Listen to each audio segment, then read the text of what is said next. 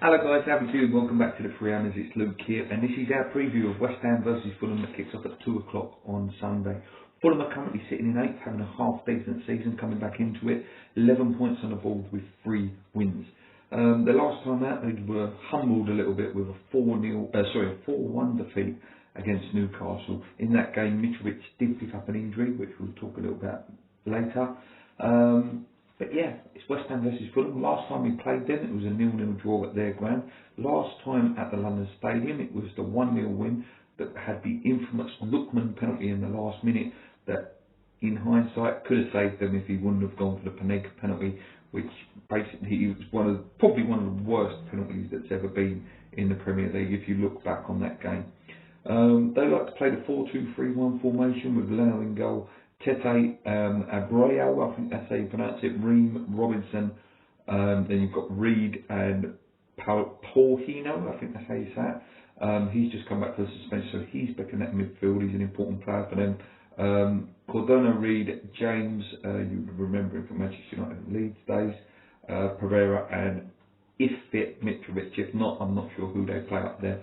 But as I say, Mitrovic is injured. He is their top goal scorer. He's a big threat. He's come back to the Premier League alive after such a fantastic campaign that will probably never ever get beaten in the Championship.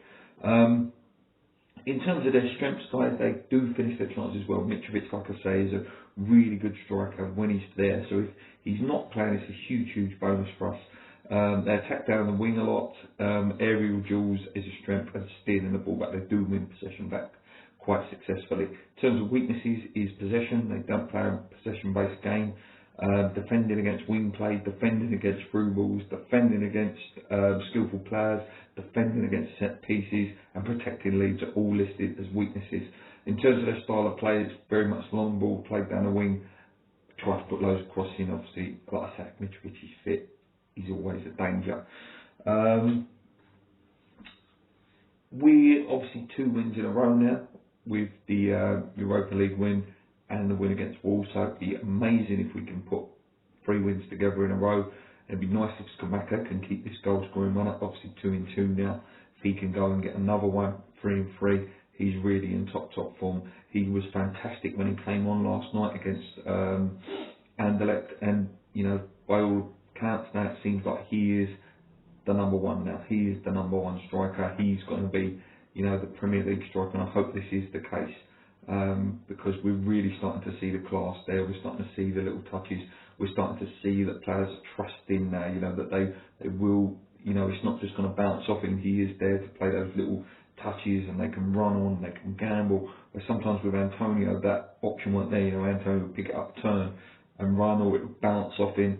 Listen, there's still a place for Antonio, and he will run his socks off and, give him that half hour at the end to run it off. And I would love to see them play together. I keep saying that. I don't know why this hasn't been done yet, but hopefully we will see it eventually.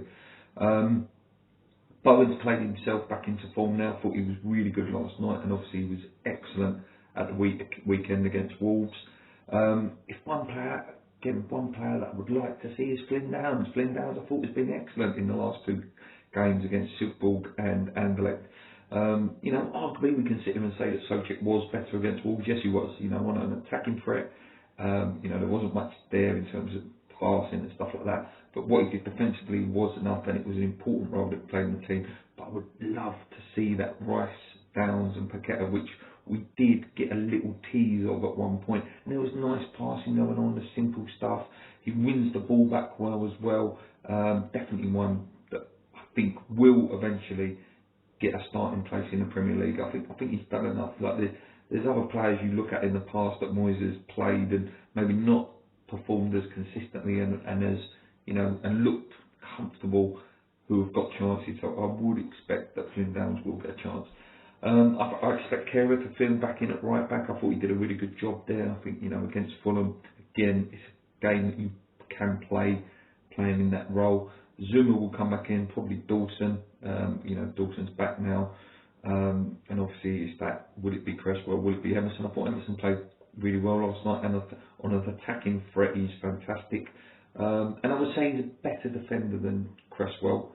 Cresswell is, I don't want to disrespect the guy, but he is slowly becoming like it's a one-trick pony now. You know, the ball over the top, the good corners which are non-existent at the moment.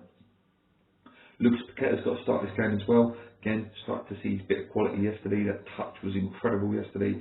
Also set up a goal, and you know, this is when you have to, you know, get these players in and get them playing, because this is their confidence. You know, he's finally got that assist. He can start to relax a bit. Do I think we'll win this game? I think we've got a massive chance. You know, the fixtures are favourable. You know, I never say easy. The fixtures are definitely favourable in the next few weeks. Southampton's, you know, very much a winnable game. Fulham's a very much winnable game. You take out that Liverpool game, you've got another favourable game at the end of that. I think it's Bournemouth after that. So there are some favourable games, and it's all about getting these points on the board. If we can get ourselves, you know, get them a couple of wins now, get ourselves back where I'm not going to say where we should be. No one deserves to be in a place, you know, the table never lies, but where we want to be. You know, it's getting tougher and tougher. Teams like Newcastle are doing really well this season. Teams like Brighton, you know, whether they drop off or not remains to be seen, but they're having a great season as well. And we need to be back up in that mix. You know, we want this European football. You know, every season I want to be enjoying this.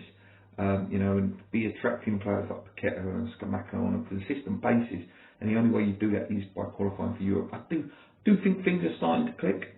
I think at some point, you know, it's going to really click, because we're still not playing perfect. We're getting glimmers now, which is better than what it was. And now it's about, you know, getting a bit more consistency and just getting some results on the board. Anyway, guys, I'm going to leave it there. Until next time, thank you for watching.